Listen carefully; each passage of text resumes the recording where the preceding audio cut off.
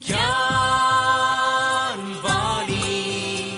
का नव उपहार, पहुंची शिक्षा के द्वार, पढ़ी लिखी और बनी कुशल, ज्ञानवाणी का उद्देश्य सफल। ज्ञानवाणी। नमस्कार श्रोताओं, साप्ताहिक ज्ञान पत्रिका के इस अंक में मैं हूं उदय शर्मा। साप्ताहिक ज्ञान पत्रिका आपको सप्ताह भर की महत्वपूर्ण घटनाओं की जानकारी देती है, रोजगार के अवसर बताती है और कैरियर बनाने को लेकर मार्गदर्शक की भूमिका अदा करती है। तो चलिए शुरू करते हैं आज का कार्यक्रम और जानते हैं क्या कुछ खास है इस कार्यक्रम में। आइए सबसे पहले जानते हैं शिक्षा संबंधी जानकारी संक्षेप में। इग्नू ने जारी की दिसंबर 2023 टर्म एंड एग्जाम की डेट शीट। इग्नू में असाइनमेंट जमा करने की तिथि बढ़ी। जुलाई सत्र 2023 में प्रवेश प्रक्रिया संपन्न। जनवरी 2024 सत्र में प्रवेश प्रक्रिया जल्द होगी शुरू। आज कैरियर सेगमेंट में लीजिए जानकारी परफॉर्मिंग आर्ट्स के बारे में। और आज जानेंगे भारत के प्रथम शिक्षा मंत्री मौलाना अबुल कलाम आजाद के बारे में। आइए सुनते हैं सभी जानकारियां विस्तार से।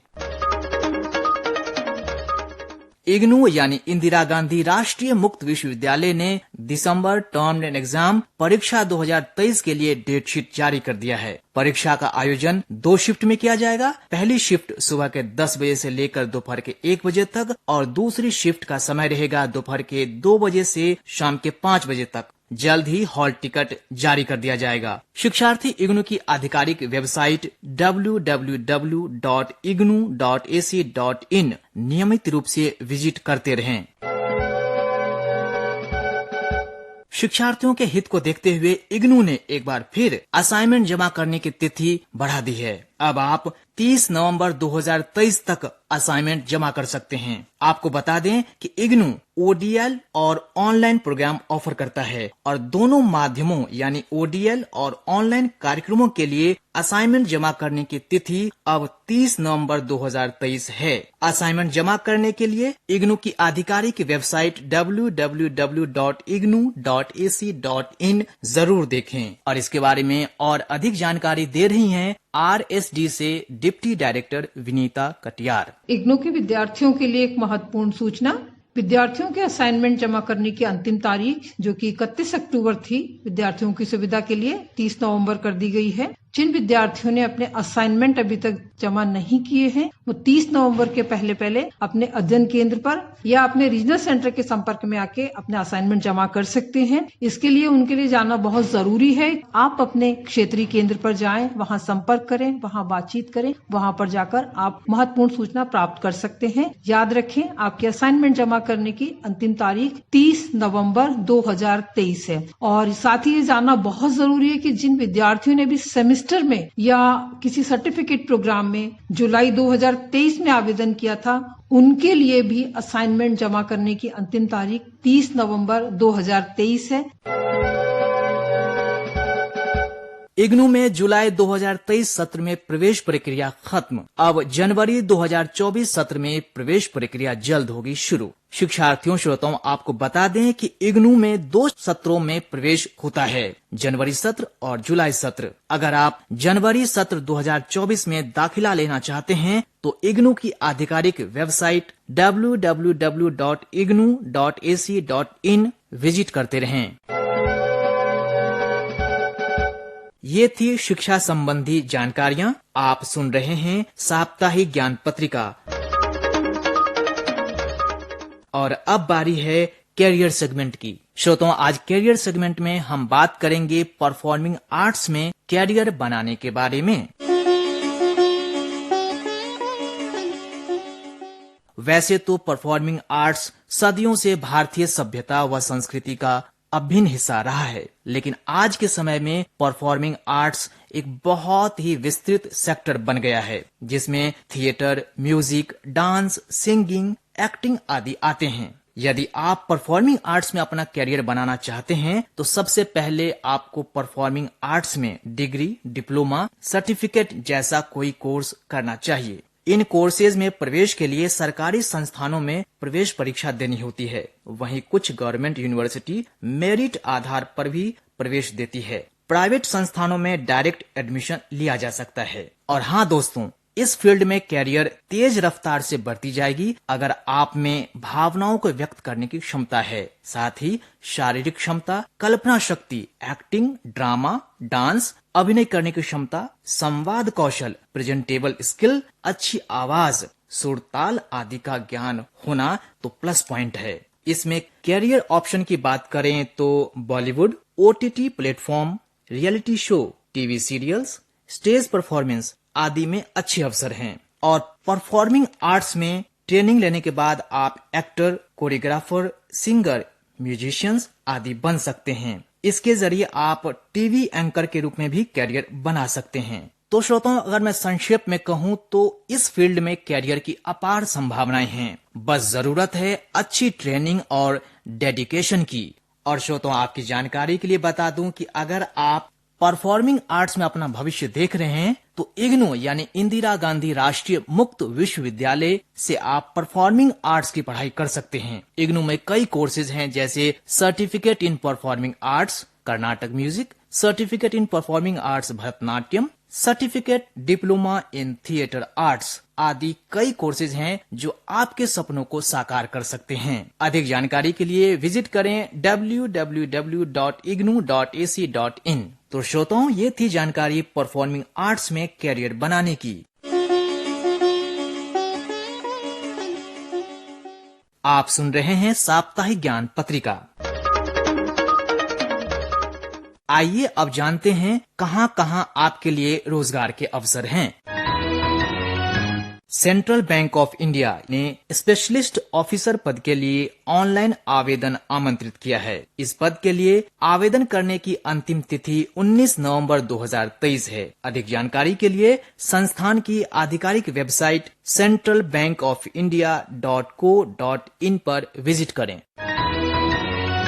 अखिल भारतीय आयुर्विज्ञान संस्थान यानी एम्स ने अपने एम्स देवघर शाखा में विभिन्न पदों के लिए आवेदन आमंत्रित किया है। आवेदन करने की अंतिम तिथि 16 दिसंबर 2023 है। अधिक जानकारी के लिए एम्स देवघर की आधिकारिक वेबसाइट AIIMSDEOGHAR amsdevghar.edu.in पर विजिट करें।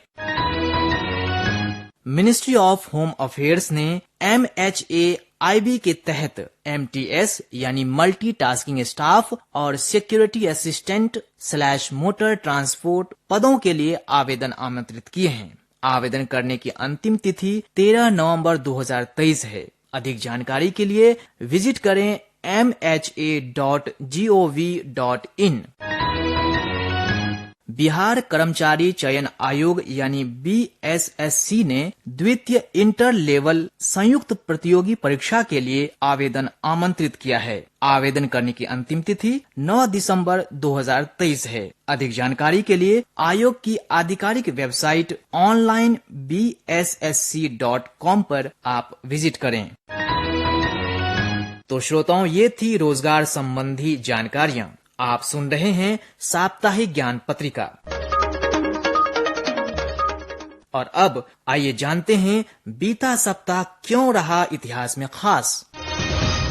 5 नवंबर 2013 को भारत ने अंतरिक्ष में एक लंबी उड़ान भरी थी। इस दिन श्रीहरिकोटा से मंगलयान सफलतापूर्वक लॉन्च किया गया था और इसी ही दिन सन 1920 को इंडियन रेड क्रॉस सोसाइटी की स्थापना हुई। 6 नवंबर सन 1913 को महात्मा गांधी ने दक्षिण अफ्रीका में रंगभेद की नीतियों के खिलाफ द ग्रेट मार्च का नेतृत्व किया था और इसी ही दिन सन 1860 को अब्राहम लिंकन अमेरिका के 16वें राष्ट्रपति चुने गए थे। 7 नवंबर सन 1876 को बंकिम चंद्र चट्टोपाध्याय ने बंगाल के कांतलपाड़ा नामक गांव में वंदे मातरम गीत की रचना की और इसी गीत ने बाद में सन 1950 में भारत का राष्ट्रीय गीत बनने का गौरव हासिल किया था। 8 नवंबर सन 1957 को क्रिसमस द्वीप समूह के समीप ब्रिटेन ने परमाणु परीक्षण किया था और इसी दिन सन 2008 को भारत का पहला मानव रहित अंतरिक्ष मिशन चंद्रयान फर्स्ट चंद्रमा की कक्षा में पहुंचा था। 9 नवंबर सन 1948 को जूनागढ़ रियासत का भारत में विलय हुआ था और इसी ही दिन सन 2000 को उत्तर प्रदेश से अलग होकर उत्तराखंड नामक एक नया राज्य बनाया गया था। 10 नवंबर सन 1885 को गॉटलिएब डेमलेर ने दुनिया की पहली मोटरसाइकिल पेश की थी और इसी ही दिन सन 1983 में बिल गेट्स ने विंडोज 1.0 की शुरुआत की और 10 नवंबर सन 2001 को भारत के प्रधानमंत्री अटल बिहारी वाजपेयी ने संयुक्त राष्ट्र महासभा को हिंदी भाषा में संबोधित किया था। इससे वैश्विक स्तर पर हिंदी को पहचान मिली थी। 11 नवंबर सन 1973 को पहली अंतर्राष्ट्रीय डाक टिकट प्रदर्शनी नई दिल्ली में प्रारंभ हुई थी और इसी ही दिन सन 1888 को भारत के स्वतंत्रता सेनानी और देश के पहले शिक्षा मंत्री मौलाना अबुल कलाम आजाद का जन्म हुआ था। तो ये था बीते सप्ताह का इतिहास। आप सुन रहे हैं साप्ताहिक ज्ञान पत्रिका और श्रोताओं, अब आपको बताते हैं देश के पहले शिक्षा मंत्री मौलाना अबुल कलाम आजाद के बारे में।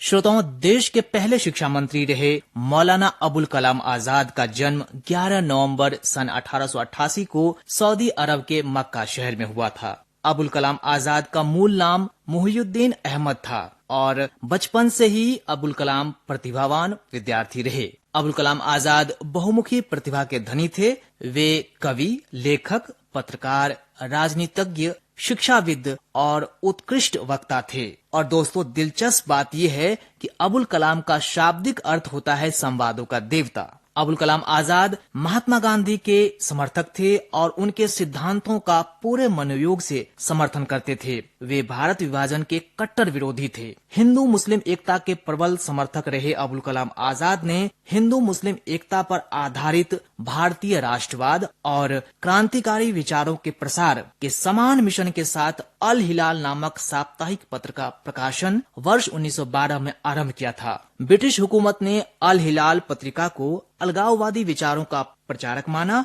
और सन 1914 में इस पे प्रतिबंध लगा दिया। वर्ष 1916 में ब्रिटिश सरकार ने इस पत्र पर प्रतिबंध हटा तो लिया, लेकिन मौलाना अबुल कलाम आजाद को कलकत्ता से निष्कासित करके बिहार निर्वासित कर दिया, जहां उन्हें वर्ष 1920 में प्रथम विश्व युद्ध के बाद रिहा किया गया। वर्ष 1930 में मौलाना आजाद को गांधी जी के नमक सत्याग्रह में शामिल होने और नमक कानून तोड़ने के जुर्म में गिरफ्तार किया गया और उन्हें 1.5 साल तक मेरठ जेल में रखा गया था। शिक्षा जगत में मौलाना आजाद सर्वहितवादी, उदारवादी के प्रतिपादक थे, जो वास्तव में उदार मानवीय शिक्षा प्रणाली थी। इन्होंने कई महत्वपूर्ण किताबें लिखी, जैसे बेसिक कॉन्सेप्ट ऑफ कुरान, गुबारे खातिर, दर्श ए वफा और इंडिया विंस फ्रीडम आदि। मौलाना अबुल कलाम आजाद का निधन 22 फरवरी 1958 को हुआ। और श्रोताओं, आपकी जानकारी के लिए बता दें कि मरणोपरांत वर्ष 1992 में अबुल कलाम आजाद को भारत के सर्वोच्च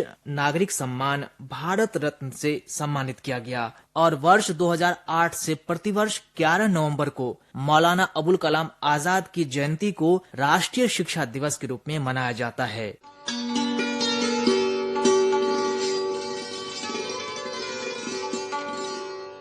श्रोताओं, आप सुन रहे थे साप्ताहिक ज्ञान पत्रिका। इस कार्यक्रम को आप तक पहुंचाने में तकनीकी सहयोग दिया पीपी शर्मा ने, आलेख एवं स्वर उदय शर्मा का, संपादन किया सदन लाल ने और कार्यक्रम के प्रस्तुतकर्ता थे गजेंद्र दिवाकर। और श्रोताओं, इसी के साथ मुझे यानी उदय शर्मा को दीजिए इजाजत। नमस्कार।